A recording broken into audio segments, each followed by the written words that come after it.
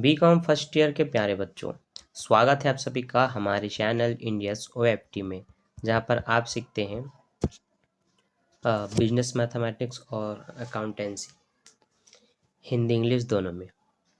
यहाँ पर आज हम आपको सिलेबस बताने वाले हैं बिजनेस मैथमेटिक्स का। ठीक है, तो अगर आप साल में एक बार एग्ज़ाम दिलाने वाले हैं तो आपको टोटल 5 क्वेश्चन अटेम्प्ट करने होंगे। प्रत्येक प्रश्न आपके 15 नंबर के होते हैं, तो 15 पंचे 75 नंबर का आपका एग्ज़ाम होता है। ठीक, अब सिलेबस देखेंगे तो यूनिट के हिसाब से केवल 5 यूनिट में डिवाइड किया गया है, परंतु अगर हम एक चैप्टर को देखें तो लगभग 20 चैप्टर होते हैं। ठीक है, 20 चैप्टर, और एक एक चैप्टर के अंदर कुछ कुछ चैप्टर में इतने सारे एक्सरसाइज हैं, इतने सारे प्रश्न वाली हैं, लगभग 15 से 18 सिर्फ प्रश्न वाले होते हैं। किसी जैसे कि चैप्टर 1 में है, प्रॉफिट एंड लॉस में है, बहुत सारे एक्सरसाइज होते हैं। तो कहने का मतलब है क्वेश्चन आना 5 है, यूनिट 5 है, पर चैप्टर्स बहुत ज़्यादा है। तो ऐसे में आपको चयन करना होता है कि किन चैप्टर्स को छोड़ दें, किन चैप्टर को पढ़ें। ठीक है, एग्ज़ाम की तैयारी करनी होती है तो ये स्मार्टनेस आपके अंदर होनी चाहिए, आपको समझ में आना चाहिए सिलेबस क्या है, कि सिलेबस में बहुत सारी चीज़ होते हैं, तो क्या पढ़ने वाले हैं और क्या छोड़ने वाले हैं ये आपको पता होना चाहिए। जब आप ये जान जाते हैं तो आपके एग्ज़ाम की तैयारी आप कम समय में कर सकते हो, ज़्यादा से ज़्यादा नंबर ला सकते हैं। ठीक है, तो आज का वीडियो रहेगा सिलेबस के ऊपर, बिजनेस मैथमेटिक्स का। तो देखिए, सबसे पहले यूनिट 1 में सिमुलेशन इक्वेशन और लाइनर प्रोग्रामिंग को बताया गया है। हिंदी में कहूँ तो युगपत समीकरण और रेखीय प्रक्रमण। ठीक, रेखीय प्रक्रमण। अब देखिए, क्या दोनों इम्पोर्टेंट है?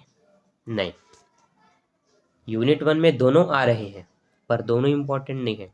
दोनों में से कोई एक बहुत इम्पोर्टेंट है। क्या इम्पोर्टेंट है? तो क्या इम्पोर्टेंट है अगर आप पूछे तो अब मैं कहूँगा कि दोनों इम्पोर्टेंट है। क्यों? क्योंकि 15 नंबर का जब एक क्वेश्चन आएगा तो वो एक ही तो नहीं रहेगा, एक रहेगा, उसके अथवा में एक और दिया जाता है, तो कम से कम 2 प्रश्न आते हैं। तो 2 प्रश्न आएगा तो एक ही चैप्टर का नहीं देगा। अगर दोनों चैप्टर है उस यूनिट के अंदर तो एक क्वेश्चन मान लेते हैं चैप्टर 1 का रहा, तो दूसरा क्वेश्चन चैप्टर 2 का रहेगा, रेखीय प्रक्रमण का रहेगा। तो इस दृष्टि से दोनों ही आपके लिए बहुत इंपॉर्टेंट है। तो अब आता है, तो क्या फिर दोनों को पढ़ें? तो देखिए, दोनों को पढ़ना आपको ज़रूरी है, क्योंकि मैंने मेरे चैनल पे इनके पूरे वीडियो बना दिए हैं, जो कि आपको मेरे चैनल के अंदर विजिट करेंगे तो आपको प्लेलिस्ट मिलेगा। प्लेलिस्ट में आपको जाना है BCom first year business mathematics. जहाँ पर आप जाएंगे तो आपको युगपत समीकरण के बहुत सारे वीडियो मिलेंगे, सिमुलेशन इक्वेशन के नाम से मिलेंगे, रेखीय प्रक्रमण के पुराने जो मैंने 4 से 5 वीडियो बनाया था वो इतना वायरल है कि वो सब वीडियो 1000+ है, और कुछ 900-800 में है अभी। ठीक है, ये पता नहीं वो मेरे वीडियो बनाने के बाद तक वो भी प्लस 1000 हो जाए। बहुत बच्चों ने उसको देखा है, सीखा है, समझा है, बहुत ही तारीफ भी की है। आप भी देख सकते हो और अपने एग्ज़ाम की तैयारी कर सकते हैं। तो अब बात आती है कि दोनों में से सबसे इम्पोर्टेंट क्या है। तो देखो, अगर मैं कम पढ़ने की बात करूँ, कम क्वेश्चन की बात करूँ, तो लाइनर प्रोग्रामिंग में कम एक्सरसाइज है मुकाबले सिमुलेशन इक्वेशन के। यहाँ पर एक्सरसाइज ABCDEFGHIJKLMN बहुत सारे एक्सरसाइज हैं। लेकिन लाइनर प्रोग्रामिंग की बात करूँ, ठीक है, ये सिमुलेशन इक्वेशन का था। लाइनर प्रोग्रामिंग की बात करूँ तो एक्सरसाइज A, B, C, यही तीनों मोस्ट इम्पॉर्टेंट है। तो आपके ऊपर डिपेंड करता है, आप कम चीज़ पढ़ना चाहेंगे या ज़्यादा चीज़ें पढ़ना चाहेंगे। आसानी की बात करूँ तो देखो, कॉन्सेप्ट अगर आपका क्लियर होता है, चैप्टर जो भी हो, कॉन्सेप्ट अगर आपका क्लियर है कि ये चैप्टर सॉल्व कैसे होगा, बनना कैसे है, तो कोई सरल या कोई कठिन नहीं होता।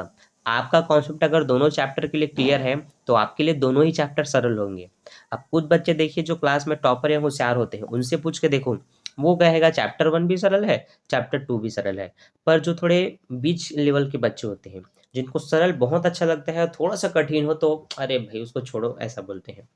तो वहाँ पर मैं बताना चाहूँगा कि सिमुलेशन इक्वेशन काफ़ी सरल होता है। क्यों होता है? क्योंकि इसमें सिर्फ हम x और y का मान निकालते हैं। 2 अज्ञात राशि का मान निकाला जाता है, इसके टर्म एंड कंडीशन अलग अलग है। एक है प्रतिस्थापन विधि, एक है विलोपन विधि, ऐसे कर करके बहुत सारी विधि है, वज्र गुणनखंड विधि, बहुत सारी विधि है, ग्राफी विधि कर करके। तो होता क्या है, कुल मिला के सब में आप एक्स का मान निकालते हैं। अब एग्जाम अगर स्पष्ट रूप से ये पूछा कि इस विधि से अज्ञात राशि का मान ज्ञात करो या उस विधि से ज्ञात करो, तब आपको उस विधि को याद रखना बहुत जरूरी होता है। अब याद कैसे रखेंगे, हर एक अलग अलग एक्सरसाइज को जिसमें अलग अलग विधि है, उनको अभी एग्जाम आने से पहले, ये वीडियो डल रहा है नवंबर में, एग्जाम हो रहा था अप्रैल में, तो नवंबर, दिसंबर, जनवरी, फरवरी, मार्च, अप्रैल को अभी काउंट नहीं करूंगा, तो तब भी मैं देख रहा हूँ कि कम से कम 5 महीने हैं हमारे पास, 5 महीने। तो मैं अभी आपको कोई मुख्य 5 चैप्टर या अधिक से अधिक 10 चैप्टर बताने जा रहा हूँ, ठीक है। कम से कम 5, अधिक से अधिक 10।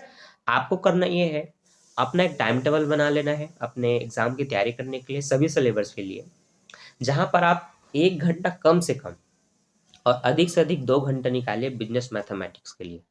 2 घंटे बहुत है, सफिशियंट है। आप 1 घंटे भी निकालते हैं तो काफ़ी है, ठीक है। लेकिन आपको ज़्यादा स्टडी करनी है, आपकी तैयारी बिल्कुल नहीं है, तो आप 2 घंटे क्या, 2.5 घंटे, 3 घंटे भी निकालिए। अब उसमें पढ़ना क्या है, तो उसमें जो मैं अभी इंपॉर्टेंट चैप्टर बताऊंगा उसको पढ़ना है। तो मेरे दृष्टि से अगर आप पूछें कि दोनों चैप्टर में आपको क्या अभी पढ़ना चाहिए, तो मैं कहूँगा सीखने के लिए आप दोनों की वीडियो देखो, लाइनर प्रोग्रामिंग के भी, सिमुलेशन इक्वेशन के भी। लेकिन दोनों को देखने के बाद आप अपना चुनाव करना। सबसे पहला प्योरिटी आपके अनुसार होना है, भाई पढ़ाई आप कर रहे हो, मैं नहीं, या किसी और से भी ना पूछे। आप पढ़ रहे हैं, आपका डिसीजन है, आपका मन है, आपका मन कैसा है वो आप जानते हैं, कि आपको ज़्यादा पढ़ना अच्छा लगता है कि कम पढ़ना अच्छा लगता है। आपको पता नहीं, मेरे को तो लग रहा है चैप्टर 1 सरल है या चैप्टर 2 है, आपको कोई एक लग सकता है इसमें से, मेरे को दोनों सरल लग रहे हैं, ठीक है। तो मैं बता देता हूँ, लाइनर प्रोग्रामिंग को अगर आप पढ़ते हैं, लाइनर प्रोग्रामिंग, तो आपको जो एक्सरसाइज ए है ये काफ़ी सरल मिलेगा, और उससे भी सरल एक्सरसाइज बी हो जाता है। सी में क्या करते हैं, ग्राफ वगैरह हम बनाते हैं, ठीक है। तो सभी एक्सरसाइज काफ़ी सरल होते हैं, अगर आपने ध्यान से देखा और जमाना सीख लिया तो। एक्स वाई जेड यहाँ भी जमाना होता है, समीकरण पहले से ये जाता है, यहाँ पर आप समीकरण पहले से बनाते हैं, मतलब प्रश्न पढ़ के बनाते हैं। तो दोनों ही अपने जगह पे बहुत अच्छे हैं, पर सरलता और कम क्वेश्चन की बात करूँ तो लाइनर प्रोग्रामिंग में कम क्वेश्चन मिलेंगे, और इसकी तैयारी आपकी ज़बरदस्त रहेगी, और वो आपने अच्छे से रखा तो एग्जाम में आपके 15 नंबर कहीं नहीं गए, ठीक। अब जो हमारा पहला चैप्टर है सिमुलेशन इक्वेशन, इसमें कोई एक क्वेश्चन 15 नंबर के लायक ही नहीं है, कोई भी एक क्वेश्चन लायक ही नहीं है, चाहे वो भारतीय रूप में हो, चाहे वो नॉर्मल प्रश्न हो। यहाँ पर कम से कम 15 नंबर के क्वेश्चन में आपको 2 रूप में क्वेश्चन मिलेगा, एक तो ए, एक तो बी, या ये भी हो सकता है ए का पहला दूसरा और साथ में बी का भी पहला दूसरा, अथवा में अलग से दिया जाएगा। तो मान लेते हैं पहला में आपको ये चैप्टर 1 का दिया, तो अथवा में आपको लाइनर प्रोग्रामिंग का जरूर देगा, ठीक है, क्योंकि दोनों यूनिट 1 के अंतर्गत आते हैं। और जहाँ पर कोई दो मुख्य चैप्टर हो तो दोनों में से एक को देना, ये नाइंसाफ़ी हो जाती है उस चैप्टर के साथ। क्यों? क्योंकि बुक के हिसाब से ये दोनों चैप्टर बहुत इंपॉर्टेंट है, तो दोनों में से किसी सिर्फ एक का क्वेश्चन देना, इसका मतलब ये है अगले साल के लिए आप ये बता रहे हैं कि उसमें से एक चैप्टर इंपॉर्टेंट है ही नहीं। तो इस जगह पे तो ऐसा नहीं करेगा एग्ज़ाम, इसलिए मैं बता रहा हूँ दोनों दोनों के दोनों आना अनिवार्य है। अब आपको दोनों पढ़ना है, क्यों? क्योंकि मान लेते हैं लाइनर प्रोग्रामिंग मैं बोल रहा हूँ आएगा बोल करके, लेकिन हो सकता है इस बार जो क्वेश्चन छाँटेंगे उनके दृष्टि से चैप्टर 1 ही इम्पोर्टेंट है, वो इसको देना ही नहीं चाहते, किसी भी रीज़न से लाइनर प्रोग्रामिंग देना ही नहीं चाहते, तो इसी के क्वेश्चन के अथवा में वो इसी चैप्टर्स को दे देंगे, तब फिर आप फँस जाएंगे वहाँ पर। इसलिए पहला ज्ञान ये लो कि सबको बनाना सीख लो। एग्ज़ाम जब करीब आएगा ना, तो जो मैं बता रहा था आपको टाइमिंग, कि उस समय कम समय में क्या पढ़ेंगे, तो उस कम समय में आपको उस चैप्टर को पढ़ना है जिसको मैं बताऊँगा। जैसे कि अभी आपको दोनों पढ़ना है, परंतु एग्ज़ाम के समय आपको सिर्फ लाइनर प्रोग्रामिंग पढ़ना है उस कम समय में। तो एक चैप्टर पढ़ना है, मैंने बता दिया लाइनर प्रोग्रामिंग यूनिट 1 से। अब आते हैं यूनिट 2 में। यूनिट टीम में मैट्रिक्स जो होता है वो चैप्टर इंपॉर्टेंट है, फिर लॉगरिथम आपका जो चैप्टर है वो इंपॉर्टेंट है, ठीक है। तो मैट्रिक्स लॉगरिथम दोनों काफ़ी सरल है, पर थोड़ा सा डिफिकल्ट अगर कोई है तो मैं कहूँगा वो लॉगरिथम के हैं। क्यों है? क्योंकि यहाँ पर बहुत सारे इसके टर्म एंड कंडीशन है, कि नॉर्मल संख्या को लॉग में कैसे कन्वर्ट करें, लॉग की संख्या को नॉर्मल संख्या में कैसे कन्वर्ट करें, गुणा को यहाँ पर प्लस किया जाता है, भाग को यहाँ पर माइनस किया जाता है, करनी होती है, बहुत सारे होते हैं, बिना आप लघु गुणक सारणी के कई क्वेश्चन बना ही नहीं सकते। तो यहाँ पर क्या है, काफ़ी दिक्कत होती है।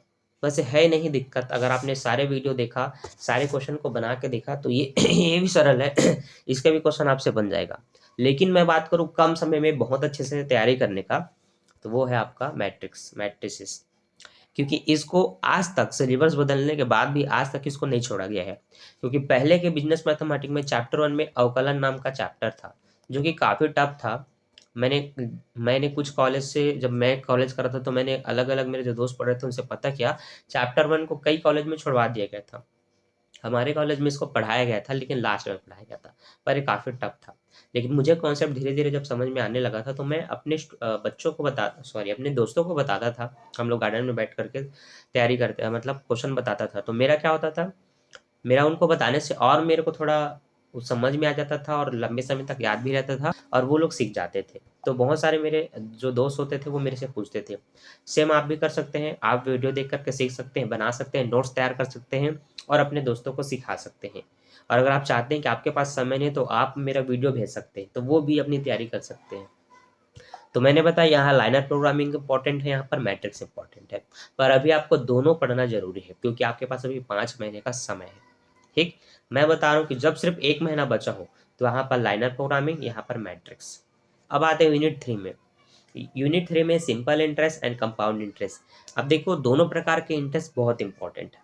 अब जब एग्जाम देगा तो एग्जाम कैसे क्वेश्चन देगा, एग्जाम इनके मिक्स क्वेश्चन देगा, ना तो केवल सीआई का देगा ना तो केवल एसआई का देगा। कुछ क्वेश्चन ऐसे होते हैं कि एक मूलधन पर इस समय से इस दर से चक्रवृद्धि ब्याज साधारण ब्याज का अंतर ज्ञात करो। तो वहां पर आपको चक्रवृद्धि ब्याज भी निकालना होता है, साधारण ब्याज भी निकालना होता है, फिर दोनों को आपको माइनस करना होता है। जब माइनस करेंगे तो जो आंसर निकलेगा वो फिर उस प्रश्न का लास्ट आंसर होता है। लेकिन वहां पर उसको सॉल्व करने के लिए आपको ये ब्याज निकालना पड़ेगा, तो इसका मूलधन वगैरह सब मिश्र धन निकालना पड़ेगा। यहाँ पर ब्याज तुरंत निकल जाता है। लेकिन आपने दोनों को सॉल्व किया तो ऐसे क्वेश्चन 15 नंबर के आते हैं। मेरे टाइम में लगभग यही क्वेश्चन आए थे। ठीक है, तो दोनों में से इंपॉर्टेंट कौन है? कंपाउंड इंटरेस्ट इंपॉर्टेंट है, वो आता ही है, पर इसको भी नहीं छोड़ा जा सकता क्योंकि दोनों में थोड़े बड़े बड़े प्रश्न हैं जो दीर्घ उत्तरी के होते हैं और दोनों में छोटे छोटे भी बहुत सारे प्रश्न हैं। अब ये जब आप ये वाला जब चैप्टर आप बनाते हैं तो आपके पास क्या होना चाहिए मैं बता देता हूँ। कैलकुलेटर आपके पास होना चाहिए, ये नहीं है तो फिर आपका क्या होगा आप ही जानो। क्योंकि यहाँ पर बहुत सारे मल्टीप्लाई आते हैं, यहाँ पर लॉग से भी प्रश्न बनते हैं। ठीक है, तो देखो लॉग वाला चैप्टर अगर आप अभी पढ़ लेते हैं यहाँ पर, तो ये आपको यहाँ पर काम आएगा। कंपाउंड इंटरेस्ट के कुछ क्वेश्चन ऐसे होते हैं जो लॉग के सहायता से ही बनते हैं, क्योंकि वहाँ पर कार्यविधि कुछ ज़्यादा बड़ी हो जाती है, जो कि पॉसिबल नहीं होता। पर हाँ, चूंकि कैलकुलेटर अलाउ है तो आप हर असंभव चीज़ को संभव कर सकते हैं। तो आपका ओपिनियन है। देखो यहाँ के क्वेश्चन लॉग से हल होते हैं, पर स्पष्ट नहीं बोलेगा, सिर्फ आपको बोलेगा मिश्रधन, समय या दर या चक्रवृद्धि ब्याज ज्ञात कीजिए। वो ये नहीं बोलेगा लॉग विधि से ज्ञात करें। वो सिखाया गया है कि जब बड़े और ज़्यादा कार्यविधि होते हैं तब आप कैसे लॉग से बना सकते हैं। लेकिन आपके पास अगर कैलकुलेटर हो ना, तो फिर आप इस लॉग वॉग को गोली मार दो। आप नॉर्मल तरीके से बनाओ जो मैंने आपको सिखाया था। कुछ प्रश्न मैंने लॉग के साथ और उसी प्रश्न को बिना लॉग के भी बनाना सिखाया था। वो सब वीडियो आप देखो और अपनी तैयारी करो। ठीक है, तो जैसे कि मैं बता रहा था, यहाँ लाइनर प्रोग्रामिंग कम से कम समय के लिए, यहाँ पर मैट्रिक्स, यहाँ पर कंपाउंड इंटरेस्ट। ठीक, हाँ। रेशियो एंड प्रोपोर्शन, तो रेशियो एंड प्रोपोर्शन में रेशियो ज़्यादा इंपॉर्टेंट होता है, क्योंकि रेशियो में जितने सारे टॉपिक और जितने सारे क्वेश्चन बनते हैं ना, वो समानुपात में नहीं बन पाते। ठीक है, तो अनुपात समानुपात को वैसे यहाँ पर अलग अलग दिया गया है, पर बाकी के जब आप मैथमेटिक्स पढ़ते हैं और कॉम्पिटिशन एग्जाम का, तो वहाँ पर वो अलग अलग नहीं होता, वो दोनों एक साथ पढ़ाया जाता है। ठीक है, तो मैं तो इतना कहूँगा दोनों ही क्वेश्चन आते हैं, लेकिन जिसके आने के चांसेस है, जिसको छोड़ ही नहीं सकते, वो अनुपात है। और ऐसा नहीं कि समानुपात नहीं आएगा, अथवा में वो भी आएगा, लेकिन पढ़ना किसको जरूरी है, तो वो आपका अनुपात। ठीक, और वैसे भी अभी आपके पास समय तो आपको दोनों पढ़ना है, लेकिन उस समय के लिए सिर्फ ये। अब जो है वहाँ पर है कमीशन, बट्टा, दलाली, लाभ हानि और परिवहन समस्या। तो परिवहन समस्या को तो आप पढ़ाते भी नहीं है, क्योंकि वो लाइनर प्रोग्रामिंग का ही एक भाग था। पहले हमारे में ये चैप्टर के अथवा में वही वाला चैप्टर था और दोनों के क्वेश्चन अथवा में आते थे। तो उस समय के परिवहन समस्या के क्वेश्चन काफ़ी सरल भी थे, अभी थोड़ा डिफिकल्ट हो गया है, तो इसको पढ़ाते भी नहीं है। यहाँ पर उसके जगह लाभ हानि को ज़्यादा महत्व दिया गया है बट्टा डिस्काउंट कमीशन को दिया गया है अब दोनों ही प्रश्न बिल्कुल सेम बनते हैं, हाँ, ये लाभ हानि में भी आपको लाभ और हानि का दर जानना होता है, छूट की दर जाननी होती है, व्यापारिक छूट जानना होता है। यहाँ पर भी बट्टा, कमीशन, दलाली सब दिया जाता है। तो लगभग तो मैं कहूँगा सिलेबस इनका सेम है, बनाने का तरीका भी सेम है, लेकिन प्राथमिकता दी जाती है यहाँ पर लाभ हानि को। तो दोनों ही अथवा में आते हैं, तो इन दोनों टॉपिक को आपको पढ़ना जरूरी है। तो वो अगर कोई 10 चैप्टर पूछेंगे तो आपको बता देता हूँ, सिमुलेशन इक्वेशन, लाइनर प्रोग्रामिंग, ठीक है, यहाँ पर ये 2 चैप्टर हो गए। दूसरा मैट्रिक्स और लॉगरिथम, ये भी 2 चैप्टर है। तीसरा simple interest and compound interest, है ना, ये भी दोनों 2 चैप्टर हैं। चौथा रेशियो एंड प्रोपोर्शन, ये भी 2 चैप्टर हैं। पांचवा कमीशन, बट्टा दलाली और प्रॉफिट एंड लॉस, ये भी 2 चैप्टर हैं। तो कुल मिला के ये 10 चैप्टर है, 10 चैप्टर जो अभी आपको 5 महीने के अंतर्गत पढ़ना है, 10 के 10 को। और किसी भी चैप्टर को आप इग्नोर कर सकते हैं, पर इनको इग्नोर नहीं करना है। वैसे सिर्फ 10 चैप्टर नहीं है, मैंने शुरू में बता दिया था 18 से 20 चैप्टर हैं आपके बुक में, पर वो कौन से 10 इंपॉर्टेंट चैप्टर है मैंने वो बता दिया, सिलेबस को और आधा कर दिया। तो ये है वो 10 इंपॉर्टेंट चैप्टर, आईएमपी चैप्टर्स, ठीक है, जो आपको पढ़ना अनिवार्य है, पढ़ना जरूरी है, सारे क्वेश्चन आपको बनाना आना चाहिए। हाँ, हर चैप्टर में कुछ एक्सरसाइज ऐसे ऐसे होते हैं जो जरूरी नहीं है, बस सीखने के लिए दिया है, तो वो मैं आपको पढ़ाते समय बताता हूँ, वो आप वीडियो पूरा देखेंगे तो आपको पता चल जाएगा, ठीक है। तो इनमें जो सबसे इम्पॉर्टेंट है, जिसको आपको कम समय में तैयारी करना है, वो इसमें लाइनर प्रोग्रामिंग है, इसमें मैट्रिक्स है, इसमें कंपाउंड इंटरेस्ट है, इसमें रेशियो है, और इसमें आपका प्रॉफिट एंड लॉस है। तो ये रहे वो 5 चैप्टर्स जो आपको पता चल गए। तो आई होप आपको सिलेबस समझ में आया होगा और आपने कई चैप्टर पढ़ भी लिया होगा। और जिन्होंने अभी तक कुछ भी नहीं पढ़ा है, जिनकी रत्ती भर भी तैयारी नहीं हुई है, उनके लिए मैंने अभी हाल ही से एक नया वीडियो स्टार्ट किया, जिसमें मैं शुरू से आपको सिलेबस समझा रहा हूँ एग्जाम्पल के थ्रू। हमने चैप्टर 1 के एक वीडियो बनाए थे, जहाँ पर exercise A, B, C, D, E जितना हो सके मैंने उसमें कवर किया था। आगे का उस पर एक और वीडियो डलेगा जिसमें आगे के हम उसको कवर करेंगे, क्योंकि उस वीडियो को देख करके ना आप टुकड़ों में बहुत सारे वीडियो भले मत देखो, पर उसको देखने से आप बनाना सीख जाओगे कि हर एक्सरसाइज के क्वेश्चन बनते कैसे हैं। फिर एक एक क्वेश्चन को बना करके देखने और नहीं बनता, तब फिर मेरे अलग अलग वीडियो को आप सर्च कर सकते हैं। आपको बस इतना लिखना होगा, simulation equation exercise I, exercise L, exercise F, बस इतना ही लिखो और कुछ नहीं। सिमुलेशन इक्वेशन एक्सरसाइज आई या एक्सरसाइज एफ, ये आप पूरा लिख दो, बस देखना मेरा वीडियो टॉप में आपको सबसे पहले नंबर पे दिखाई देगा, क्योंकि जिस तरह से मैंने लिख करके डाला है वैसा किसी ने डाला है। बाकी लोग सिर्फ चैप्टर का नाम या टॉपिक का नाम लिखते हैं, मैंने पूरा एक्सरसाइज ई, एम, एफ, ये सब जो भी सॉल्व कर रहा हूँ उसको मैं वैसे लिख रहा हूँ। तो वो आपको टॉप में मिलेगा, आप देख सकते हैं, अपनी तैयारी कर सकते हैं, ठीक है। और अच्छा लगा वीडियो तो दोस्तों को शेयर भी कर सकते हैं, दूसरों को बता भी सकते हैं कि क्या सिलेबस है, कैसे पढ़ना है, ठीक है। तो मैंने आपकी मदद किया, आप दूसरों की मदद कीजिए, वीडियो को शेयर कीजिए, चैनल को सब्सक्राइब कीजिए, वीडियो को लाइक कीजिए। मैं मिलता हूँ नेक्स्ट वीडियो में। फाइनेंशियल अकाउंटिंग का वीडियो अब मैं आपको नेक्स्ट टॉपिक में बताऊंगा कि उसमें क्या सिलेबस है, क्या क्या पढ़ना है, क्या थ्योरी, क्या प्रैक्टिकल, कितने इंपॉर्टेंट है। तो अभी के लिए बाय, थैंक्स फॉर वॉचिंग, मिलते हैं नेक्स्ट वीडियो में, बाय बाय।